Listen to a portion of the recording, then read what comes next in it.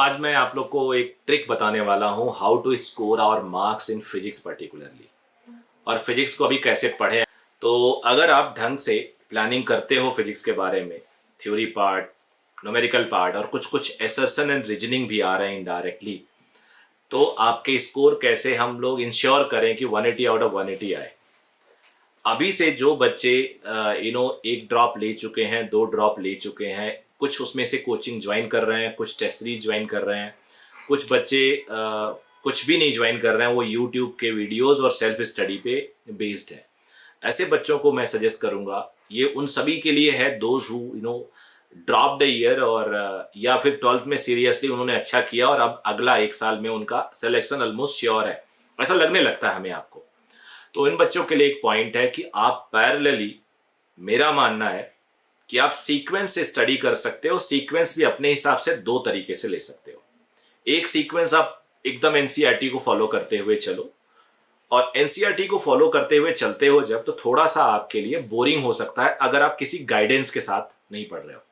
किसी के गाइडेंस के साथ मतलब क्या हुआ कि अगर आपका एक कोई मेंटर है, कोई टीचर है, तो वो बच्चे फिर बोर नहीं होंगे।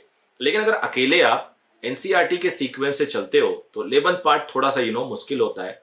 फिजिक्स में भी और केमिस्ट्री में भी सीधे फिजिकल आ जाता है, तो कई बार आपको दिक्कत हो सकती है, मजा नहीं आएगा और आप कहीं बार टाइम लूज करोगे अपना। तो ऐसे केस में आप 11वीं का एक टॉपिक, देन 12th का एक टॉपिक, देन 11th का सेकंड टॉपिक, देन 12th का सेकंड टॉपिक, इस सीक्वेंस में चल सकते हो।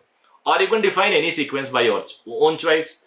इस सीक्वेंस को करने के बाद अब आ जाते हैं हाउ टू स्टडी। स्टडी करने का जो प्लान होगा वो ऐसा होना चाहिए कि आप एक बार पूरी बुक से पढ़ रहे हैं, बुक, आपके नोट्स या आपके मॉड्यूल कोचिंग के। कोचिंग आपका ए हो सकता है, कोचिंग आपका बी हो सकता है, कोचिंग आपका सी हो सकता है। कोई भी स्टैंडर्ड कोचिंग जो इंडिया में है, उनके मॉड्यूल मोरलेस एक जैसे हैं। सो मॉड्यूल से आप फॉलो कर सकते हो, कोचिंग मॉड्यूल, और उसके बाद कोचिंग मॉड्यूल को आपने कंप्लीट थॉरो पढ़ लिया, थॉरो एक एक line, and then go for the solve examples of it. पूरे मॉड्यूल को पढ़ने में आपको थोड़ा फास्ट लगना पड़ेगा, बहुत स्लो नहीं पढ़ सकते। सपोज करो आपने मॉड्यूल के न्यूमेरिकल और मॉड्यूल की थ्योरी को अगर डिस्ट्रीब्यूट करना है, सो 20% टाइम आप इन रीडिंग थ्योरी और 80% solving examples and unsolve questions. तो आप मॉड्यूल पढ़ लिए, मॉड्यूल पढ़ने के बाद आप आ जाओ न्यूमेरिकल्स पे। न्यूमेरिकल्स मतलब जो सॉल्व एग्जाम्पल्स है। फिर सॉल्व एग्जाम्पल के बाद अनसॉल्व क्वेश्चन पे आ जाओ। अनसॉल्व क्वेश्चन में भी section A, section B, section C, सभी मॉड्यूल में ऐसा दिया हुआ है। तो सबसे पहले सेक्शन ए सॉल्व करो, फिर सेक्शन बी सॉल्व करो, फिर सी सॉल्व करो। इस पूरे प्रोसेस में आपको टाइम लगेगा, ऐसा इतनी जल्दी नहीं होता जो मैं बोल रहा हूं। फिर उसके बाद इस पे बेस्ड एक टेस्ट सॉल्व कर लो and your chapter is completed now. अब कुछ एक डाउट आ जाता है ऐसे केसेस में। डाउट क्या आता है, कई बार आपको लगता है कि आप एक मोर देन 500 क्वेश्चंस हैं एंड यू फील बोर्ड, बार बार एक क्वेश्चन, फिर अगला क्वेश्चन उससे मिलता जुलता, फिर उससे मिलता जुलता। तो ऐसे में आप क्या कर सकते हो, you can follow one concept. First question solve किया, देन थर्ड सॉल्व किया, देन फिफ्थ सॉल्व किया, देन सेवन सॉल्व किया। सो ऑड पैटर्न फॉलो कर लो। उससे क्या होगा कि आपको रिपीटेड कॉन्सेप्ट पे क्वेश्चन नहीं मिलेंगे।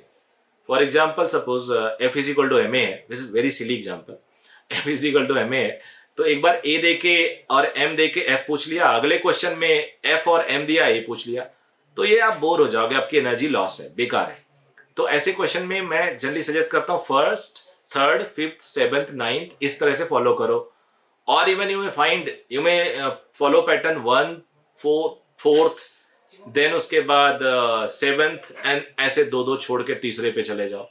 इससे ऑलमोस्ट सारा कॉन्सेप्ट कवर हो जाता है।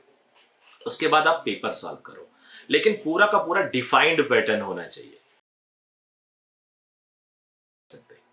तो आप एक प्लान पूरा डिफाइन करके बनाओ प्लान, टेबल पे बिल्कुल टाइम टेबल लगा दो कि ये डेडलाइन इसका है, डेडलाइन इसका है। बिल्कुल कोई डेली रूटीन मत बनाओ, बट डेडलाइन लगा दो। जब डेडलाइन होगा ना, तो आप फिनिश कर पाओगे चीज़ों को। यही मेरा गुरु मंत्र है। I hope it will help.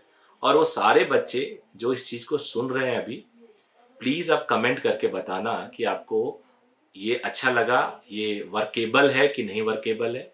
और वर्केबल नहीं होगा तो भी मुझे सजेस्ट करना कि जो भी मैं आज बताया हूँ और बताने जा रहा हूँ, ये सारी आपको चीज़ें डेफिनेटली हेल्प करेंगी।